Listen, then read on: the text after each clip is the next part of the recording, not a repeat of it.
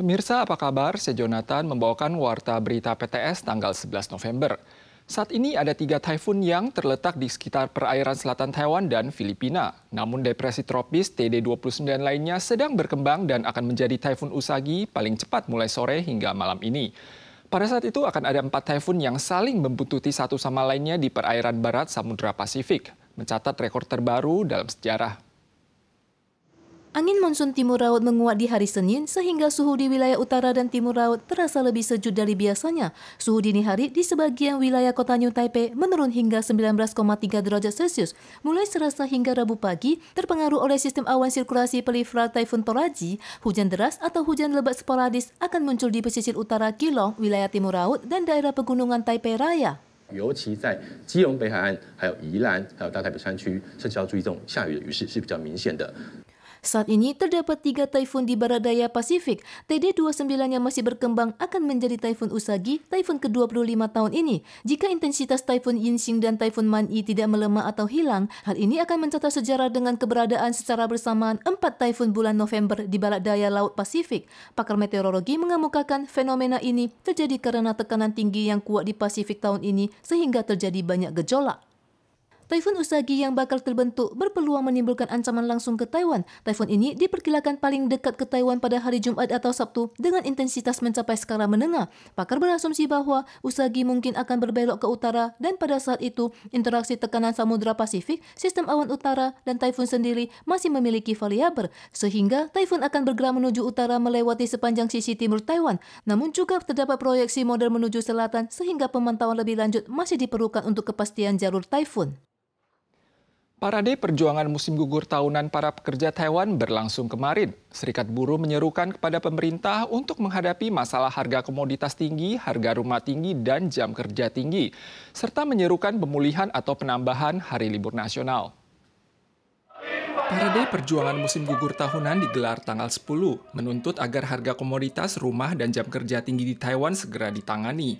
Ratusan orang berkumpul di lokasi, namun pihak penyelenggara mengakui adanya penurunan jumlah peserta dibandingkan tahun-tahun sebelumnya. Kelompok pendukung tidak puas dengan pemotongan cuti 7 hari libur nasional. Banyak gaji pokok pekerja lebih rendah dari upah dasar, namun majikan malah terlepas dari pelanggaran hukum karena setelah ditambah insentif, gaji pekerja melampaui upah dasar. Kementerian Ketenagakerjaan menanggapi pasca amandemen UU, upah akan dinaikkan, jam kerja dikurangi, hak pekerja juga dilindungi dan akan mendapat jumlah hari libur tetap. Tanggal 8 malam, seorang penumpang wanita di gerbong MRT Taipei jalur Pannan menyerang penumpang lainnya dengan silet. Untungnya warga yang sigap bekerja sama untuk melumpuhkan wanita tersebut. Ia akan disidak oleh kantor kedistrikan jaksa berdasarkan UU percobaan pembunuhan. Sementara itu, siswa yang terluka menerima perawatan dan telah kembali ke rumah untuk beristirahat. Wanita berkacamata ini menyerang seorang siswa laki-laki dengan silet. Warga yang sigap segera merebut silet dan menahan wanita tersebut untuk diserahkan kepada polisi setibanya di stasiun MRT Sinpu. 过程中有一名男子脸上遭划伤，经送亚东医院救治，已无生命危险。 Untungnya siswa laki-laki dinyatakan aman setelah dirawat di rumah sakit dan telah pulang ke rumah. Kepolisian cabang Haisan mengatakan pelaku wanita yang naik dari stasiun Kurisantau tanggal 8 pukul 10 malam mengaku mengalami halusinasi pendengaran sehingga menyerang penumpang di gerbong dengan silet. MRT Taipei menyampaikan pihaknya telah melakukan penyesuaian jadwal petugas keamanan gerbong dan bekerjasama dengan polisi untuk meningkatkan kewaspadaan. Mulai saat ini, rambu larangan barang berbahaya akan ditambahkan ke 11 stasiun termasuk TMS dan Taipei City Hall dengan denda pelanggaran maksimal 1 juta dolar Taiwan. Namun warga berasumsi bahwa hal ini tidak efektif tanpa inspeksi dan tetap akan kewalahan jika terjadi serangan di dalam gerbong.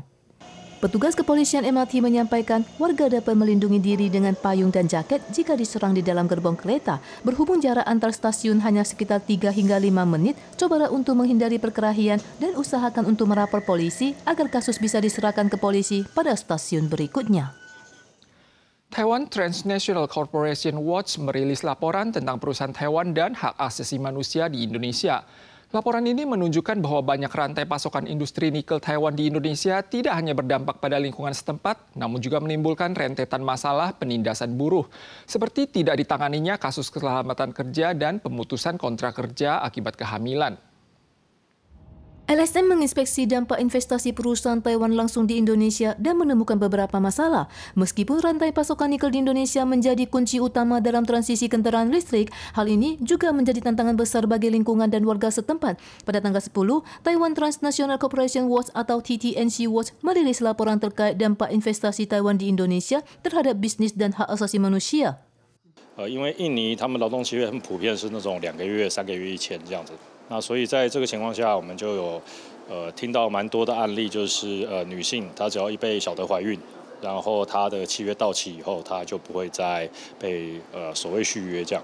LSM Indonesia datang langsung ke Taiwan untuk menyampaikan selain berdampak terhadap lingkungan, hak-hak buruh di sana juga tertekan, di mana pada September tahun ini terjadi kecelakaan kerja di salah satu perusahaan Taiwan yang menyebabkan seorang pekerja meninggal.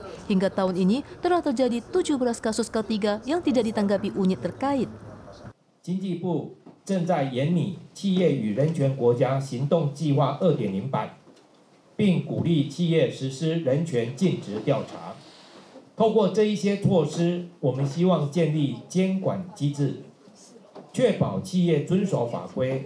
Ormas menganjurkan seiring dengan dilaksanakannya kebijakan menuju selatan, pemerintah juga perlu meninjau dan mengawasi perusahaan yang investasi ke luar negeri terkait masalah HAM dan lingkungan, serta membentuk titik kontak nasional atau NCP guna melindungi hak korban di luar negeri.